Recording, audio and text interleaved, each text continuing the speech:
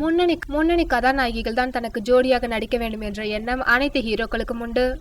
அதனால்தான் நயன்தாரா, சமந்தா, காஜல் அகர்வால் இவர்கள் எத்தனை கோடியை கேட்டாலும் கொட்டி கொடுத்து அந்த நடிகையை புக் பண்ணும்படி தயாரிப்பாளர்களை வலியுறுத்தி வருகின்றனர்.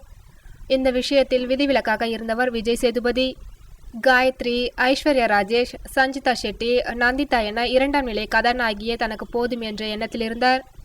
நானும் ரவுடிதான் படத்தில் நயன்தாராவுடன் ஜோடி சேர்ந்த பிறகு விஜய் சேதுபதியின் கதாநாயகி கொள்கை மாறிவிட்டது. இனி நடிக்கும் படங்களில் முன்னணி நடிகைகளையே தனக்கு ஜோடியாக நடிக்க வைக்க வேண்டும் என்ற தீர்மானத்திற்கு வந்துவிட்டாராம். அதன்படி விஜய் சேதுபதி தற்போது நடிக்க உள்ள தர்மதுரை படத்தில் அவருக்கு ஜோடியாக தமன்னா நடிக்க இருக்கின்றார்.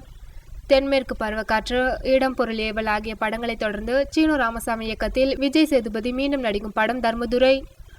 இந்த படத்தை ஸ்டூடியோ 9 நிறுவனம் சார்பில் ஆர்.கே. சுரேஷும் கார்த்திக்கும் இணைந்து தயாரிக்கின்றனர்.